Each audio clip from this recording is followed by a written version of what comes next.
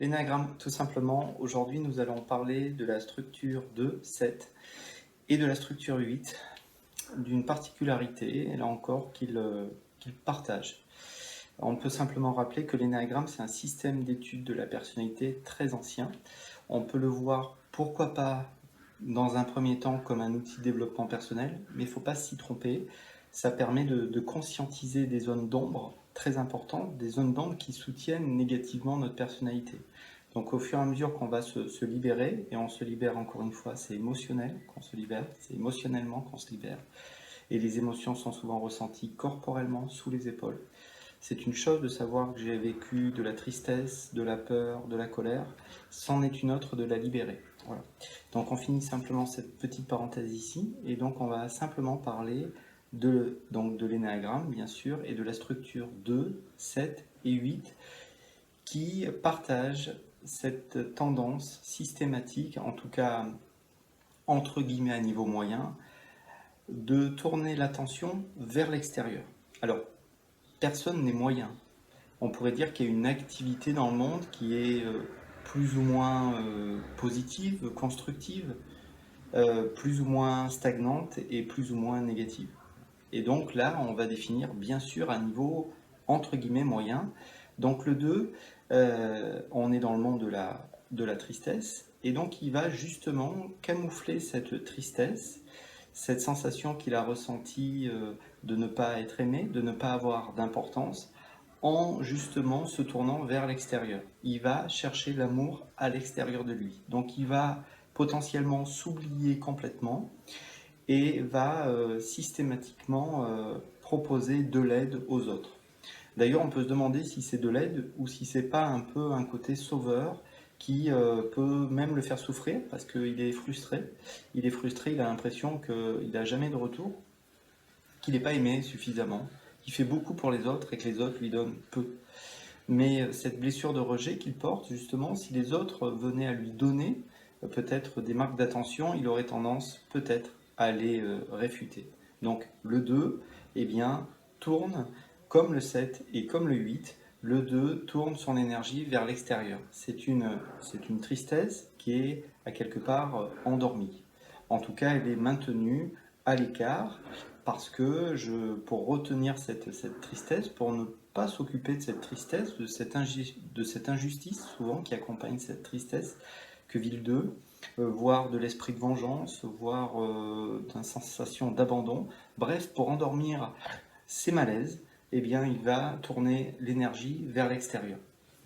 Il va s'occuper des autres et ça sera une bonne manière de tenir à l'écart justement, de se tenir à l'écart de l'essentiel. Et l'essentiel, ça commence peut-être par justement soi-même. Mais justement, il a peur d'être égoïste s'il s'occupe de lui. C'est une fausse croyance qu'il a enregistrée dans l'enfance. Il a senti, peut-être dans le regard de ses parents, ou peut-être on lui a dit que ben fallait pas trop s'occuper de soi et plutôt s'occuper des autres. Et c'est comme ça qu'on devait agir dans le monde. Le 7. Alors le 7, lui, eh bien, veut justement endormir cette souffrance primordiale d'être à quelque part séparé, eh bien, là encore, de l'amour qu'il ressentait très fort d'un parent. Donc, par exemple, j'ai vécu une enfance, c'est ce que va dire un 7, une structure 7, j'ai vécu une enfance vraiment merveilleuse, mais il y a eu un événement qui m'a coupé les ailes. Il y a un événement où finalement ben, j'ai été mis dans une situation où j'étais enfermé à quelque part. Je voulais pas ça d'ailleurs. Je me suis retrouvé dans une situation enfermante et ça, je voulais pas vivre ça. Donc ça peut, si on donne un exemple, ça peut être par exemple Maxime qui était très proche de sa maman et maman a besoin de se faire opérer et il va en colonie de vacances pendant un mois. Il a aucune envie d'être en colonie de vacances et pourtant il passe du temps. Il est enfermé dans une situation qu'il fait souffrir. Et cela fait que cette sensation de séparation du parent en question, parce que souvent c'est un parent, eh bien, va faire qu'avec ce parent, il est soit très fusionnel, bref, on s'appelle tous les jours, soit je t'en veux beaucoup et je te parle jamais. Néanmoins, derrière, il y a cette peur, à quelque part, d'être séparé de maman. Voilà. De ce qui représente maman psychologique, c'est-à-dire de la source d'affection. Voilà. Ça peut être papa pour le coup. Voilà. Et donc, il va eh bien, tourner l'énergie vers l'extérieur. Il va sauter d'un plaisir à un autre pour ne pas souffrir. Comme ça, il ne ressent pas ce qui se passe à l'intérieur. Comme le 2, mais de manière différente. Le 2, c'est en s'occupant des autres. Et le 7, c'est en s'occupant de son propre plaisir. Voilà. Et donc, eh bien, de cette manière, eh bien, le 7 va tenir à l'écart ces sensations un petit peu désagréables qu'il ne comprend pas forcément. Voilà, c'est vraiment quelqu'un d'assez rationnel, le 7, il a besoin de comprendre les choses, et ses émotions, bon, en fait, il les ressent pas. Donc, à niveau moyen, et encore une fois, personne n'est moyen, mais à niveau moyen, le 7 va sauter d'un plaisir à un autre. Voilà, et c'est une bonne manière de fuir la réalité. Et la réalité, c'est qu'il y a des moments qui sont difficiles dans la vie et il faut peut-être faire preuve de courage à ce moment-là pour les affronter. Mais au lieu d'affronter les sources de souffrance, il les fuit systématiquement. On parle de la peur justement de l'enfermement. Voilà. J'ai toujours plusieurs options plaisir ouvertes, j'ai toujours plusieurs choses à faire et comme ça, je ne me retrouve pas dans une situation qui pourrait être ennuyante, voire souffrante. Voilà, ça c'est un peu l'univers, on pourrait dire, du 7. Le 8, eh bien, là on est dans le domaine de la colère, donc le 2 dans le domaine de la tristesse, même si tristesse, colère et peur, ces trois émotions primaires, bien évidemment nous allons tous les vivre, mais il y a, on pourrait dire, une émotion négative, on pourrait dire primaire, et pour le 2, c'est la tristesse, même si souvent elle est endormie. Le 7, c'est la peur, même si cette peur est bien souvent endormie par ce mental très actif. Et le 8, c'est bien sûr la colère. Alors c'est une colère qui est dirigée vers l'extérieur. En fait, c'est une manière de faire, à quelque part, de ne pas être faible. Voilà, c'est la peur du 8, c'est de paraître faible. Et quelle est la différence entre paraître faible et faire en sorte de paraître fort, finalement? C'est assez subtil. Et donc, il va parfois user de cette force, de cette force un peu dominante, de cette colère. En fait, cette colère va lui permettre de passer à l'action et donc à quelque part, pas mettre la pression pour que les choses se passent comme il souhaite, mais en tout cas, il va sans problème utiliser cette colère pour avoir de l'énergie, de la force, de la puissance.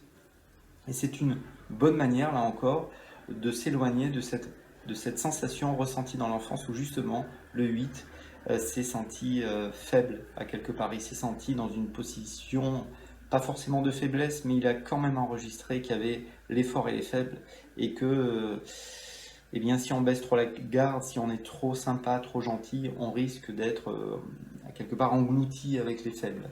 Et ça, le 8 ne veut pas vivre ça. Bien sûr, pour les autres personnalités d'énéagramme, cette sensation de force, de faiblesse, ça a beaucoup moins d'importance. Mais pour le 8, c'est essentiel. Donc cette colère, eh bien, cette colère est dirigée vers l'extérieur. Il va même en user, même en bluffer. Des fois, il va bluffer un peu avec cette colère. C'est-à-dire, il a une relation avec une personne, il ne sait pas s'il peut lui faire confiance ou pas.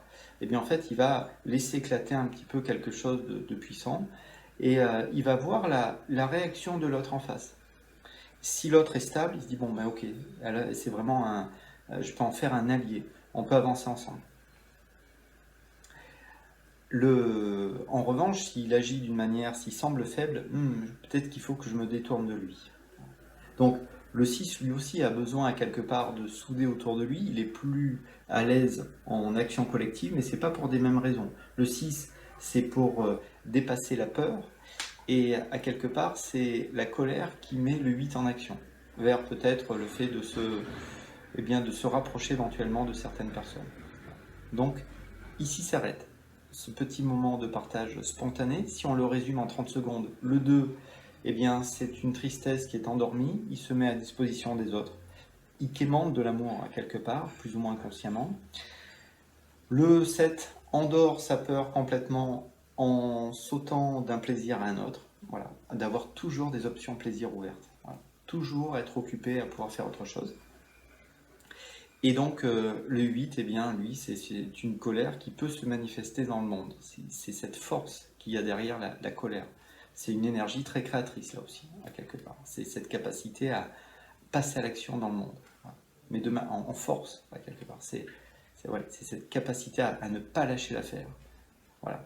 Bon, tout simplement, ici s'arrête cette toute petite vidéo, encore une fois avec ces petites approximations, mais voilà, c'était voilà, comme ça. Vous trouverez plus d'infos sur hypnoselepuis.com. Vous pouvez prendre rendez-vous en ligne pour hypnose ou pour énéagramme, voilà, ou pour les accompagnements vivre maintenant, voilà, si vous le souhaitez.